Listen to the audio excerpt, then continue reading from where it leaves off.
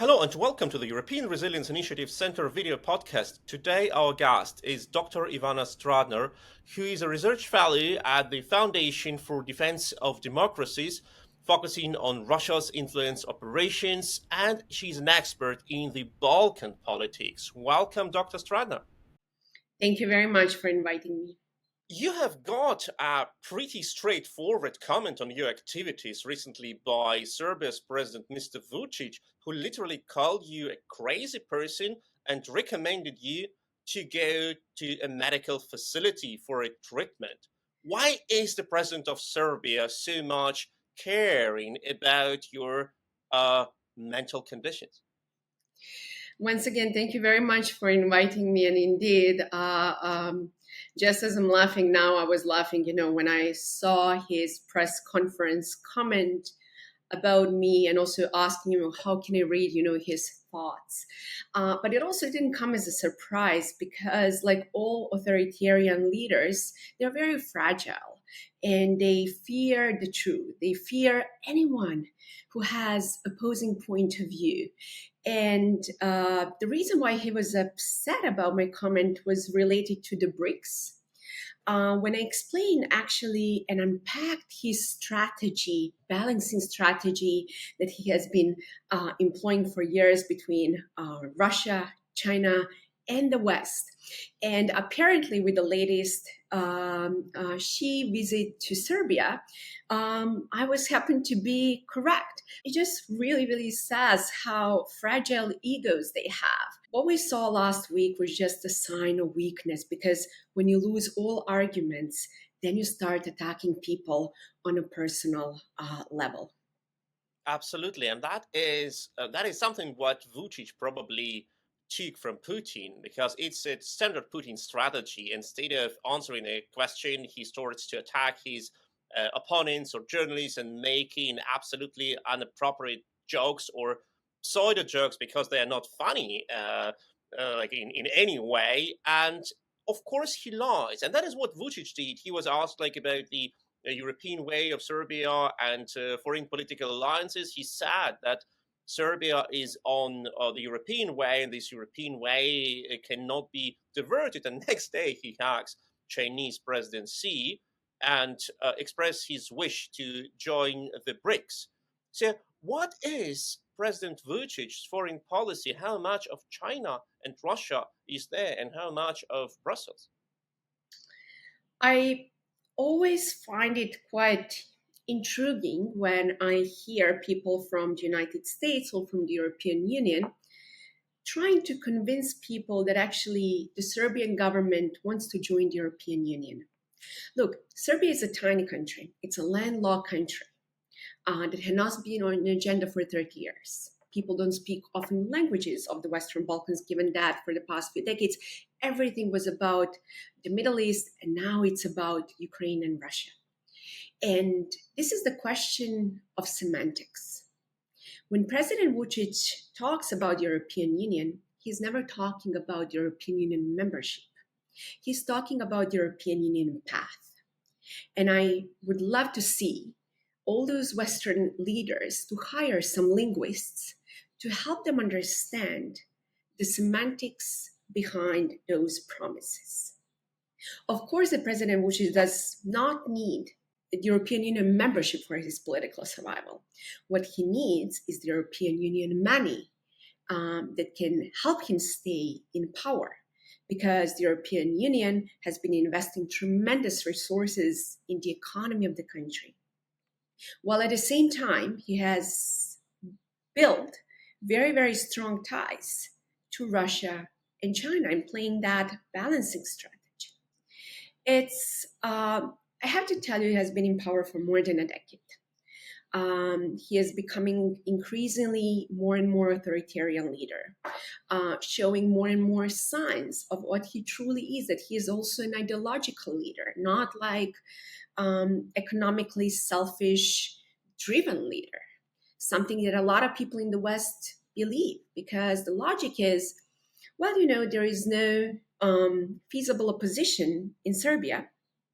So we have to support him. We have to work with who we have, not with the government we wish to have.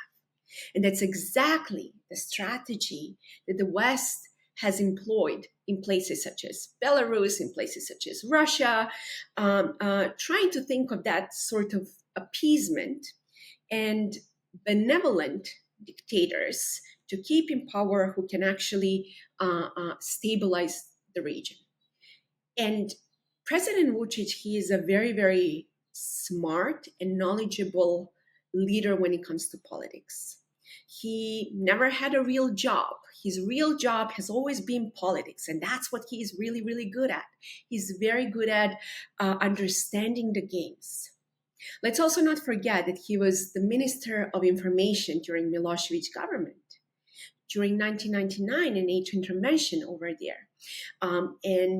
Information operations played a very important role in shaping the environment over there.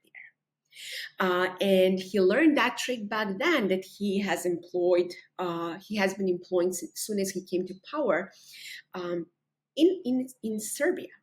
You basically do not have fully free media. He has used the information space to completely manipulate the information environment. So, for example, right before Russia's aggression in Ukraine, you had cover pages of the key Serbian propaganda outlets basically claiming that it is Ukraine that attacked Russia.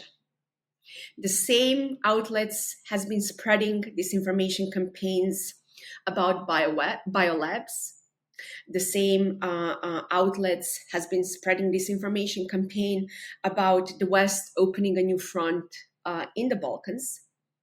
But to me, and this is the question I would love to ask all European and other Western leaders, if they believe that the Serbian government is willing to join the European Union, how come that the Serbian government is not using also the information space to lay the groundwork for that, to already set informational conditions for Serbia joining the European Union? Because it's the first thing that you do. You prepare your population for such action. As a matter of fact, the outlets over there every day spread horrendous news, about the West, about European Union, etc., that it's abandoned, etc., etc. So he's a master strategist when it comes to psychological operations. And I want to tell you actually a fun fact. So people in the West, they love to talk about Gerasimov doctrine related to information warfare. And they love to, explain that he was one of those founding fathers, which is totally not true. He's just one of those guys, who sat and who summarized things for us. The real founding father of information operations was called Yevgeny Mesner. And when he left Russia after 1920s, if I'm not mistaken, his first stop was actually Yugoslavia. And he was observing guerrilla wars in the country.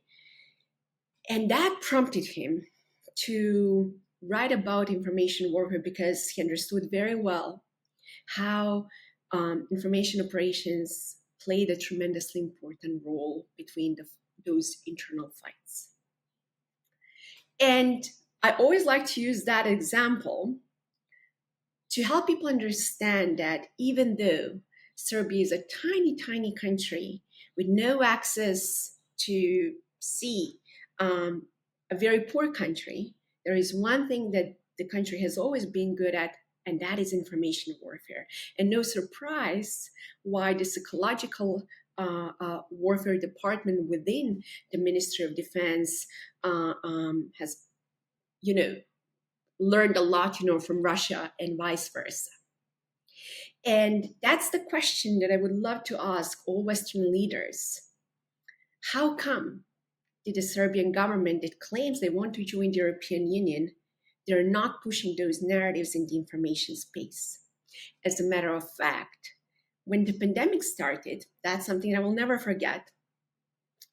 The Serbian president immediately claimed, that the West, the European Union has betrayed people, but it was China as a savior to bring vaccines. And we already know how the vaccine diplomacy actually worked, back then. But now you're probably wondering, how come, that I can see this, a lot of people, but come on, like Western governments, they are so naive. No, they are not naive. Bureaucracy rewards risk aversion. And in order to advance, you need to have that risk aversion and mentality, unfortunately. The West fears any escalation, especially nowadays around the EU election time and the US election time. But Putin and Vučić, they know very, very well how to use reflexive control and manipulate their opponents. Vučić's favorite game, another thing that he learned from Putin at the early age of his government, was always to escalate the crisis, and then to de-escalate the crisis, and then to position himself as a pillar of stability in the region. Basically claiming, you see, everyone around me is crazy. I'm the one. You have to work with me because there is no feasible opposition. It's exactly also what he did within the country, completely destroyed the Western opposition, truly Western opposition. He has still, some people who are balancing and who serve like to deliver certain messages, to the West and pillar all those messages. But he also strengthened, this is the most important thing, the far right groups. Because by emboldening those far right groups, he can say, just as Putin did, you see, everyone in the country, they are like even more far right than me. I'm somewhere in the center. And the third pillar of his manipulation in the region, just as Putin did, just as Putin feared democracy in his neighborhood and joining the Western institutions, it's exactly what also Mr. Vučić fears. And he made sure, without a single bullet, to promote the Serbian world. I will, if you allow me, I would love to explain a little bit more about that. So the former Serbian intelligence chief that was sanctioned by the United States and has very, very close ties to Russia, openly was talking about the Serbian world, which is equivalent to the Russian world. Well, all Serbs will live, united under the same cultural framework. And it's a weapon that you cannot see, that you cannot touch, that you cannot feel. But it's a very powerful weapon. What the Serbian government has been doing in Montenegro, which is a NATO member state, was in a marvelous democratic, trajectory to join the European Union. They used the Serbian world and the Orthodox Church to polarize the society and to destabilize the society within. Mark my words on this day, a very, very similar strategy will be deployed in North Macedonia. We learned the lesson from Montenegro, but I'm very, very concerned that people are not going to pay that much attention to North Macedonia. And when it comes to escalating and de-escalating crisis, he has two hotspots in the region. One is Kosovo, and the other one is Bosnia and Herzegovina. And he's playing strategy between the two. On Kosovo, he understands very well that he needs destabilize and frozen conflict there, that he can always try to unfroze, and then to use that as a bargaining chip. Every time when there is internal problem in the country, he escalates there. I'll just give you a very concrete example. Last year, in May, right after a horrendous, massive, there was like a kid, like in a school who killed a couple of kids, in school. It was like there were massive protests, et cetera, et cetera. As soon after that, there was an escalation in Kosovo where the the Serbian government actually used protesters that clashed with NATO peacekeepers. 90 NATO peacekeepers were injured. In September, there was another attack in Kosovo, where the U.S. intelligence actually even basically just recently, it was declassified, they push information, how declassified information, and using that as a warning, just as they did, prior to Russia's full-scale invasion, how it can help. I think it was published in the Times. It basically claimed, they saw that Serbia was massing like military on the border, and they warned them. And that was exactly de-escalating, to claim, I'm going to fix the crisis. In Bosnia and Herzegovina, the situation is very similar, and Vučić is operating through proxies such as Milorad Dodik, who has been threatening with secession in the country.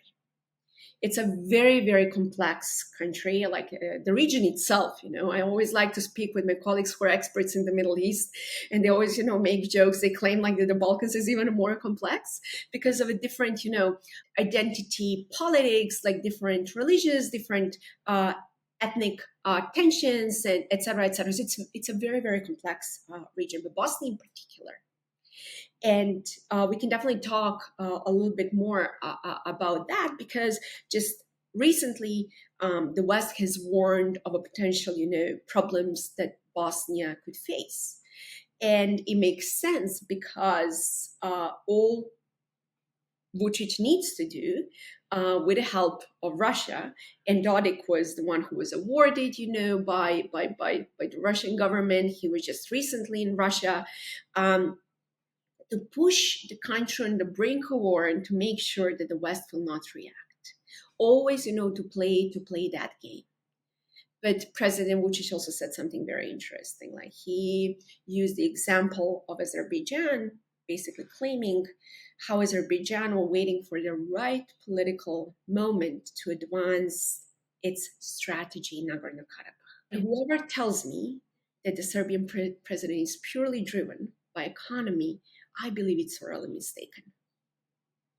That is an absolutely fascinating mixture of different factors and underlying issues and strategies. And as we see it on example of Russo-Ukrainian war, ignorance or reluctancy of the West. Don't forget to like, to share, to subscribe to this channel so you will never miss any interview like that with a lot of insights. We're talking to Dr. Ivana Stradner, who is a research fellow at the Foundation for Defense of Democracies, expert in the Balkans politics, and she focuses also on Russia's influence operations. Dr. Stradner, you have already mentioned like a lot of things which I would be happy to address.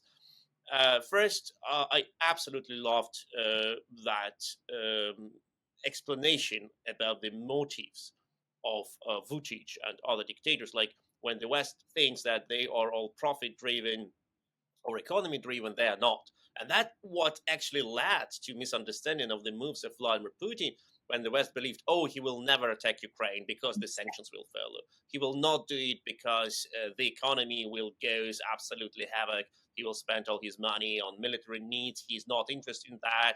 He's actually interested in stealing, in like grooming his proxies and gaining profit from that. But he was not. He was an empire building obsessed person. And obviously the same is with the Vučić. Why is the West so blind? You have already mentioned risk reduction strategy, where the bureaucrats only think about how we avert risks. How is our policy risk averted? But is it the only reason for this blindness, I would say?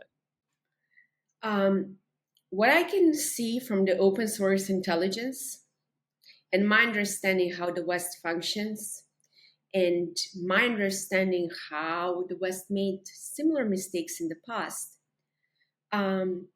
I do believe there are two factors. One is the fear of escalations, which is exactly how Russia and the Serbian government played the West like a fiddle. And the second thing is living in that fantasy land that the European Union is so important to the government of Serbia that there is no rational incentive for them not to join. Because, look, I grew up outside of the United States. I grew up in the Balkans. The way that we think, the way that we are taught to resonate our cost-benefit analysis. When I moved to the US, I learned, that it's a very, very different way of thinking about the world.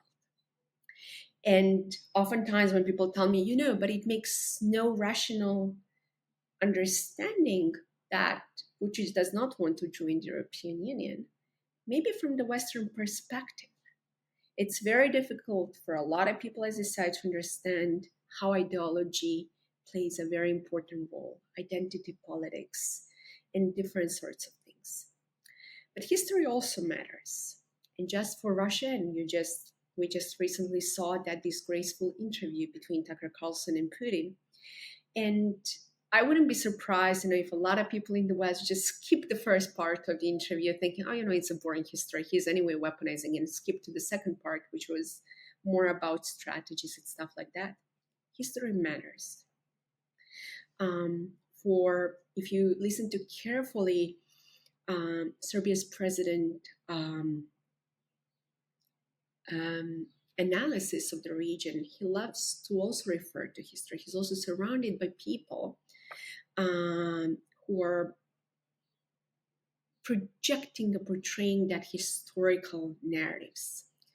But speaking of a more recent history, let's go back to the 90s. It was the end of the Cold War. Economy was blooming in Yugoslavia. And there was no rational incentive for Milosevic to start wars. There was literally no rational incentives. And a lot of people in the West, just as they believe today, they thought it's the end of the Cold War, open economy matters, there is a unipolar moment with the United States leading the global order, democracy is thriving, it's the end of history, everything will be awesome. And eventually, there was a brutal war for many, many years in the region that killed who knows, how many people. That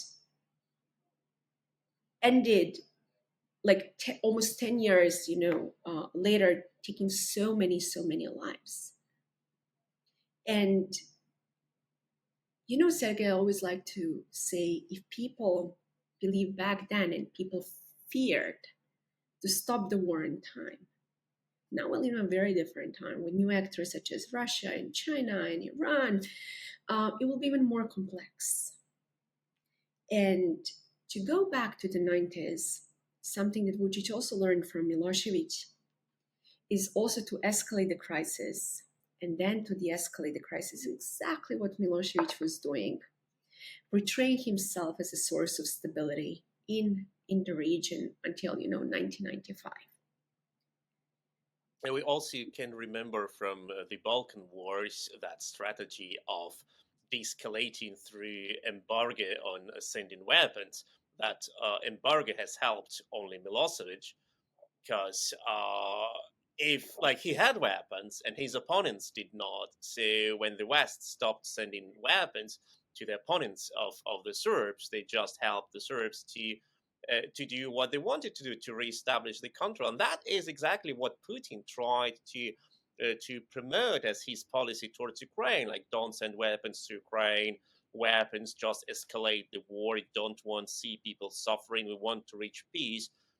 Of course, omitting that his understanding of peace is Russia's control over Ukraine with all the terror which he will unleash on the Ukrainian population.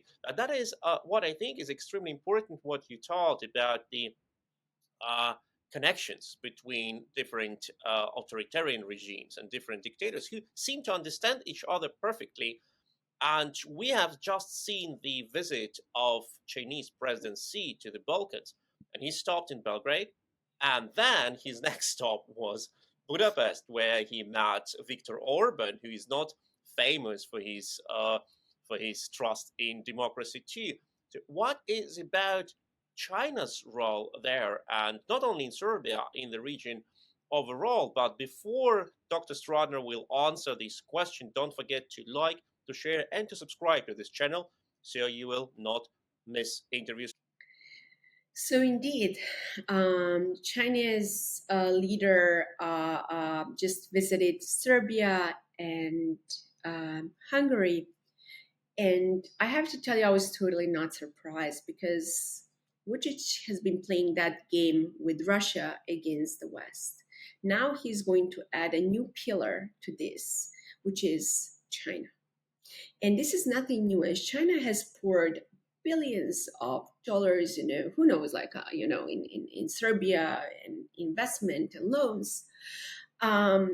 They saw, they basically, he was in Serbia to deepen new strategic, partnership between China and Serbia. And it's needless to say, they're building like this new railway with Hungary, and making sure, that Serbia is even in a deeper economic problems than it was before. But Vučić needs China also for his survival. And China needs a foothold in Europe through Hungary and Serbia. This is not an economic investment, this is also a security investment. I'll just give you a very concrete example. China already made some, security actions within Serbia, like sending FK3, which is missile air defense, systems. There's already like a security thing. Plus, new technologies and surveillance, which is a dream come true for any authoritarian country. So nobody, should be surprised. So this is going to be a new toolkit that he is going to use as a bargaining chip with the West. Because the way, his only goal is truly to remain in power. And the only way he can remain in power is through using those games between East and West.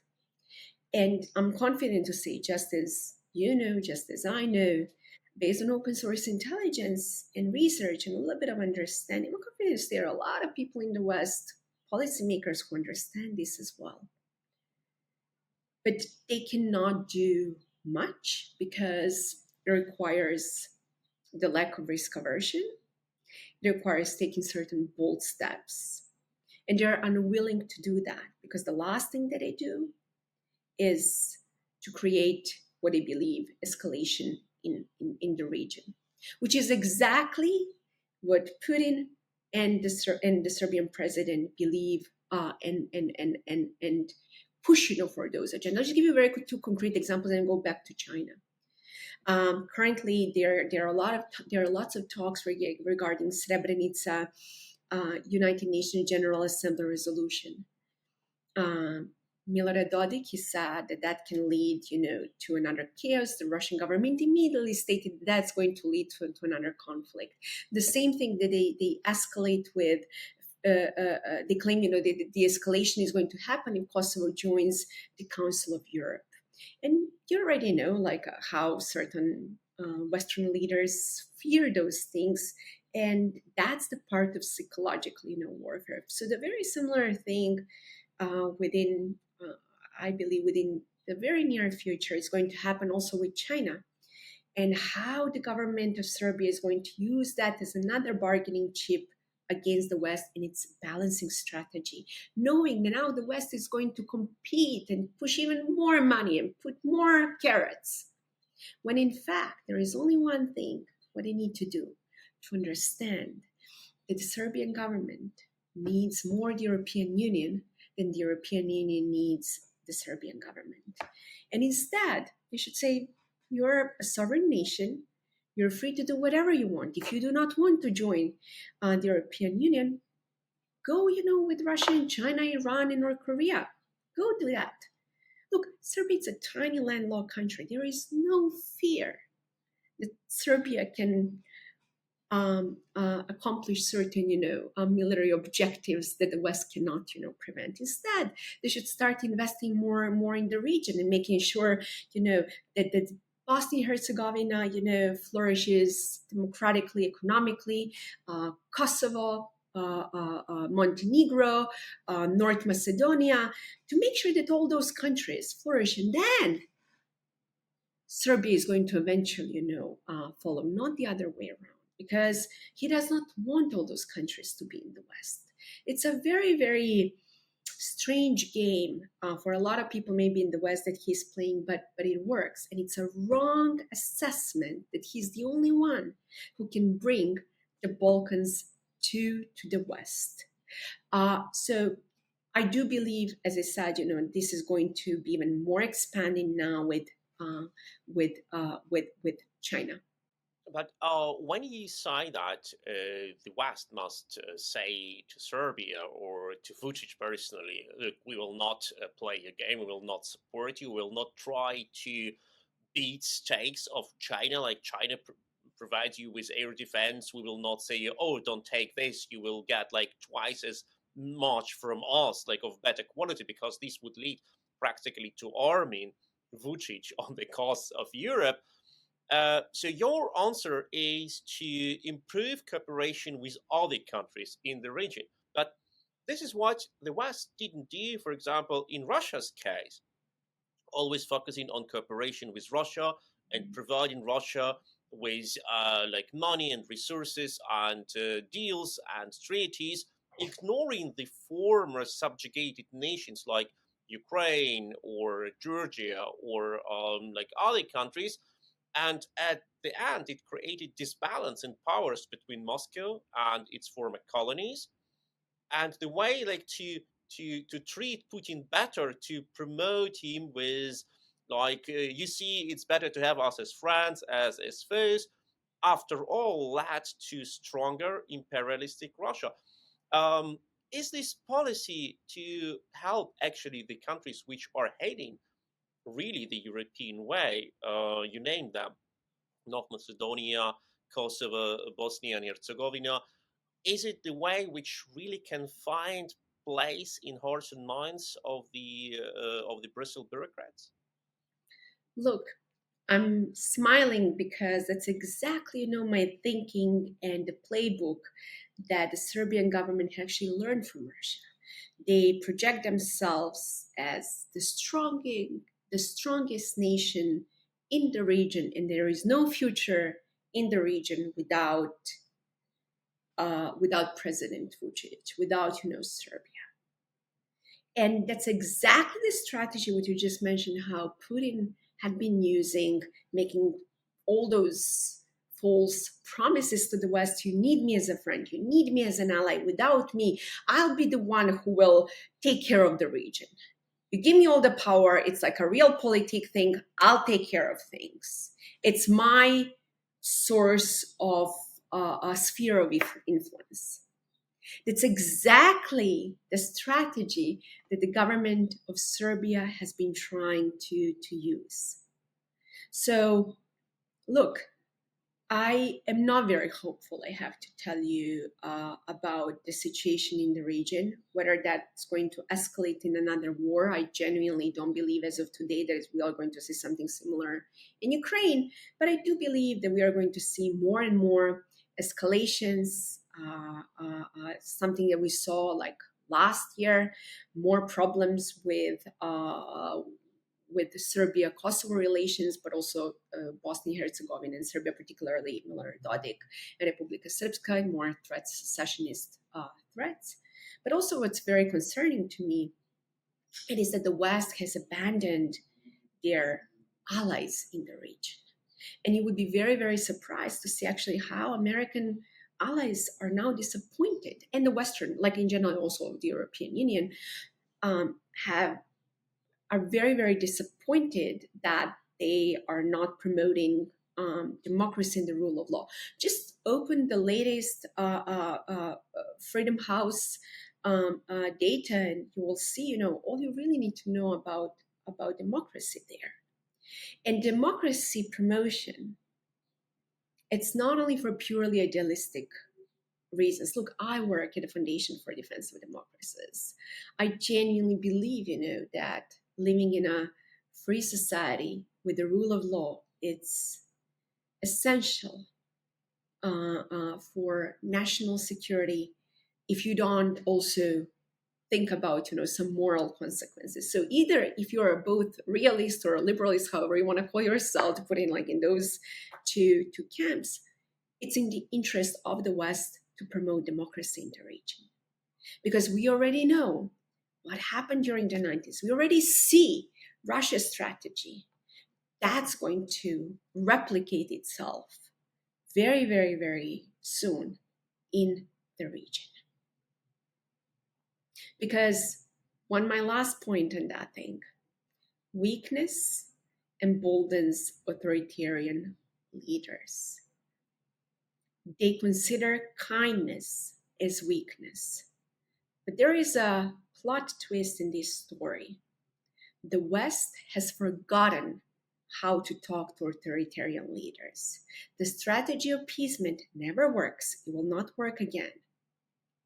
But the plot twist is that all those leaders, including Putin or including President Vučić, given that we are today talking about them, they know very, very well how to analyze Western thinking and how to understand Western leaders, telling them all they truly want to hear.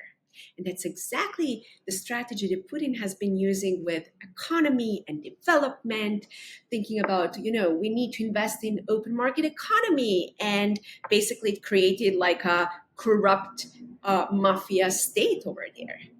So very, very similar thing is now happening in the Balkans, with United States supporting something that's called like the Balkan Initiative, thinking about, making like all Balkan countries within, one economic framework, etc. That investments are going to prevent future conflicts and to make the region peaceful.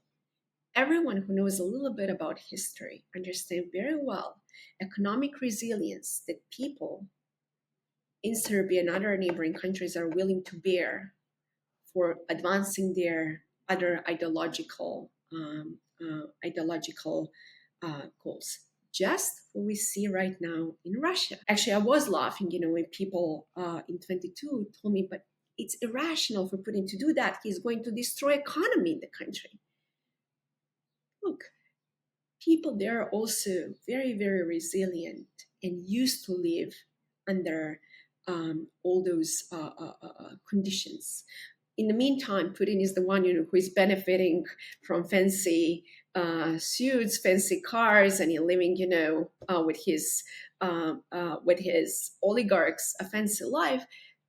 That's a very, very similar thing that is right now, happening in Serbia in particular. While at the same time, they love to send their kids to Western schools, while at the same time they're pushing those far-right narratives. So unfortunately, I see more and more implications in learning the playbook from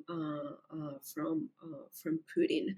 And China is just going to be the cherry on the top of the cake in that game that will be used for instrumental purposes to play the West like a fiddle.